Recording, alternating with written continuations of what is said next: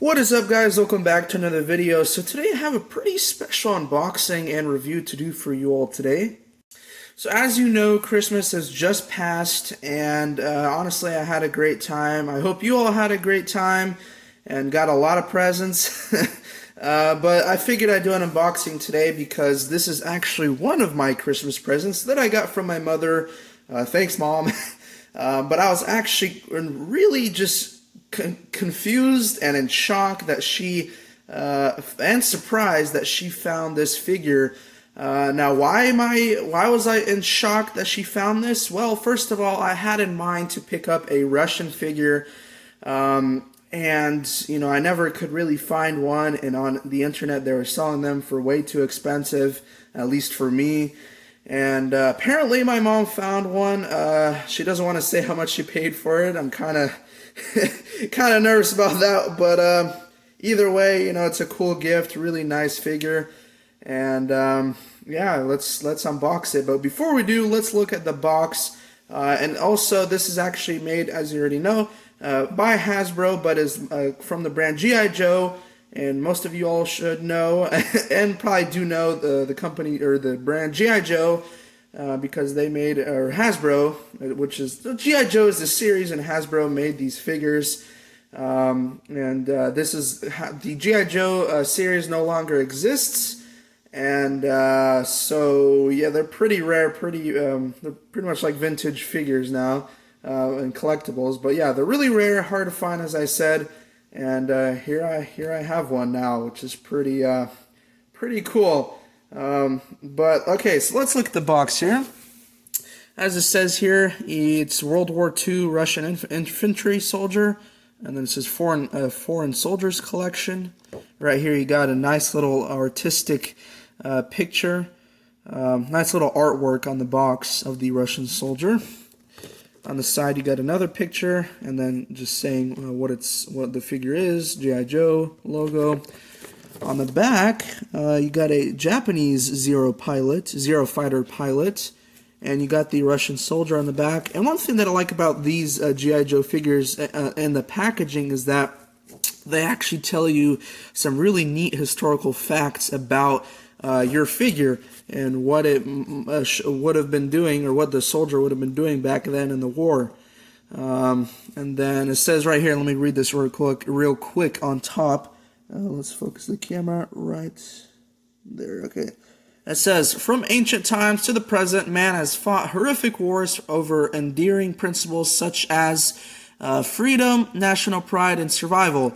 To those who gallantly engaged in those conflicts, Hasbro's Foreign Soldiers series acknowledges the unwavering display of courage, patriotism, and self-sacrifice, synonymous with those brave combatants, so that their heroic efforts would not be forgotten.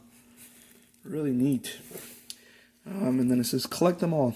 The cool thing about this is this figure is actually from 2000, so the year 2000, pretty cool. Not too long ago, but just or not too long ago, but long enough. So yeah, I'm going to go ahead and get the figure out of the box. Of course, I'm going to keep the packaging, and I'm going to keep the box in good shape, or at least try to. But I'll get back to you guys whenever the figure is out of the packaging, and we'll take a look at everything that he comes with. Gotta love the old twisty ties. That's one thing that I hated growing up as a smaller kid, the twisty ties on the toy packaging. But yeah, so here's how he looks. Pretty nice. So let's go ahead and I'm going to go ahead and tell you what all these accessories are, and then I'll show you how he looks out of all the packaging. So right over here we got the the canteen flask with the pouch right here. Here you got the PPSH 47 machine gun. Here you got a Panzerfaust, most likely stolen or captured by this soldier, because that's a German weapon, or anti-tank gun. Right here you got a, what is that?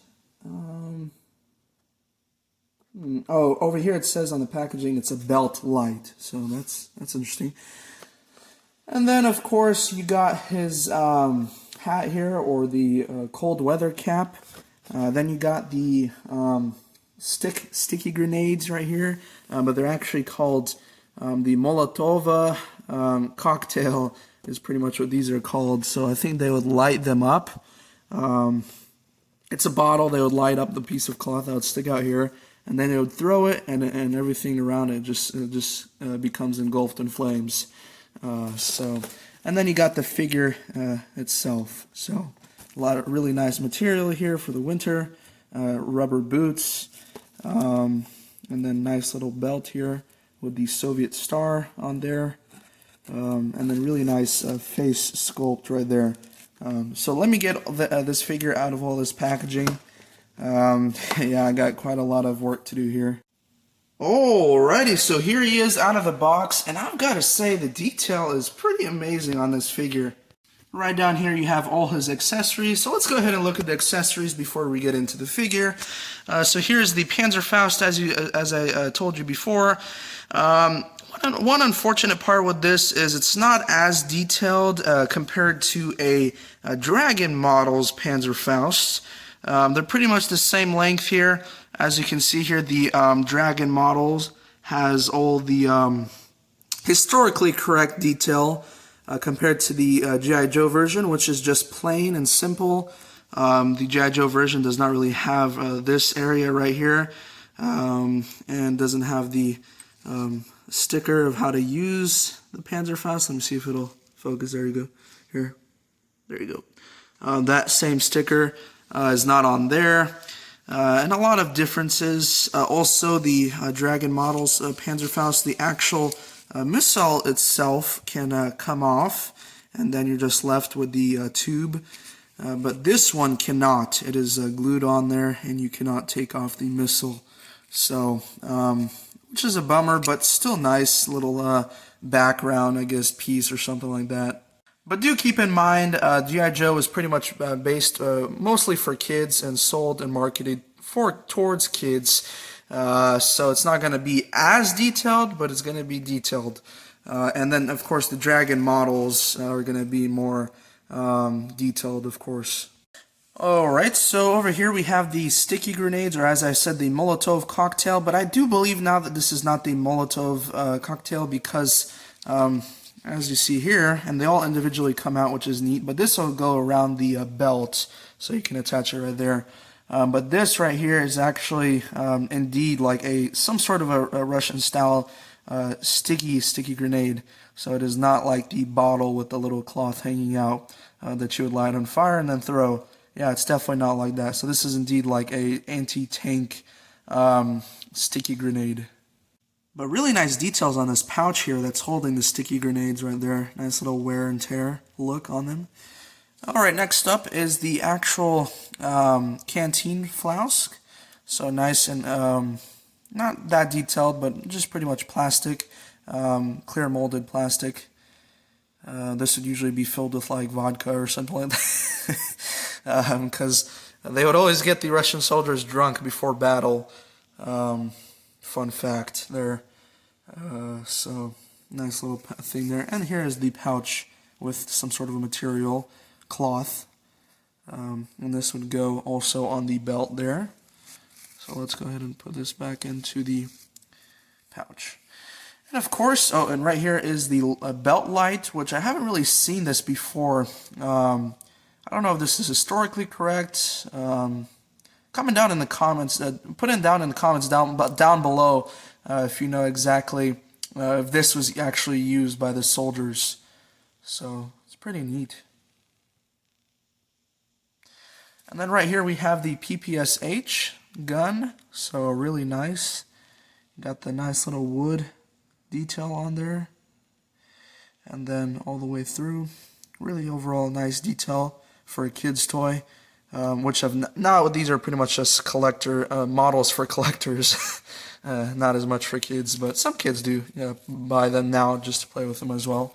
But one thing I like about the GiJoe ones is that they actually paint the bullet right here on the ammunition magazines is the word I was looking for. They actually paint the nice little brass colored or gold colored bullet here. Let me see if I can make it a focus. Here. Come on. It's not really wanting to focus, but there you go. Pretty cool. So yeah, let's go ahead and look at the figure. Also, you may be wondering as to why there's a stand here. It did not come with a stand, so that's just my stand that I put it on here.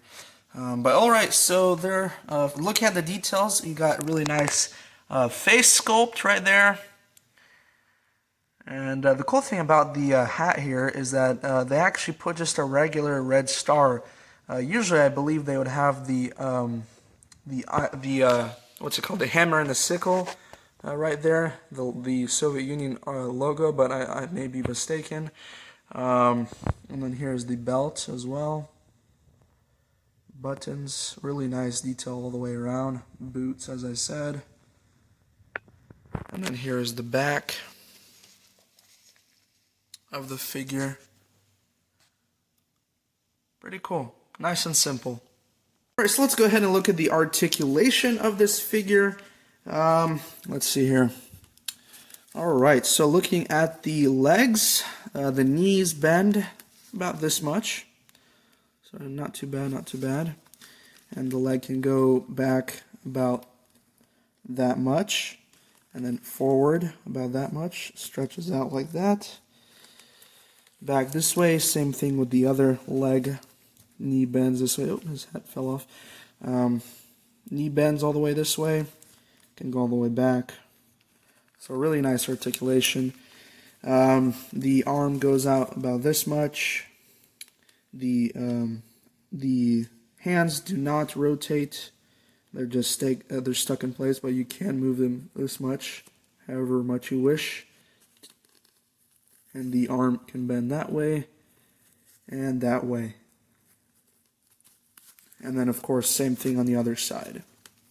So, and then it can also come out this much. And back, of course. And the head, I believe, can rotate 360 degrees. Yep. Yep.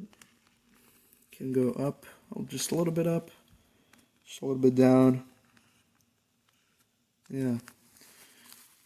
And then you can make him sit, of course. But really nice detail overall. Not too bad, as I said, for a kid's toy, or originally a kid's toy. And really cool figure that I'll definitely will be using for my upcoming films. And yeah, I don't plan on collecting more Russian figures because, of course, as I said, really hard to find and really expensive if you do find them online or in stores, really expensive. And they don't really sell them in stores anymore, but like in antique stores, they're pretty expensive as well. And as I said, online. This is probably the only Russian figure I'm going to have because of the rarity and the high value. I mostly am collecting right now American soldiers, and it's interesting how the American soldiers are more cheaper and easier to find than the Russian soldiers. Well, of course, it also depends on the brand that you buy. I mostly get GiJoes and Dragon figures, so yeah. But that's going to have to do it with this video.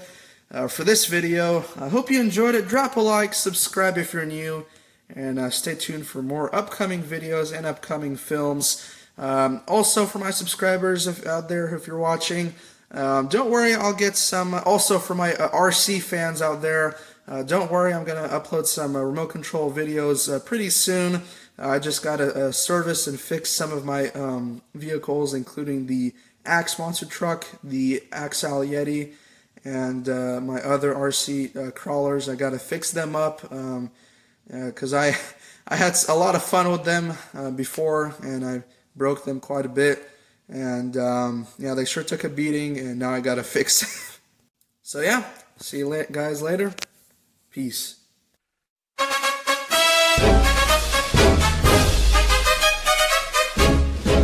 Броня крепка, и танки наши быстрые, и наши люди мужества полны. В строю стоят советские танкисты, своей великой родины сыны.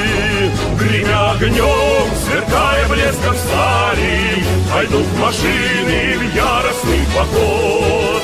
Когда нас бой пошлет товарищ Сталин, по GiJoe.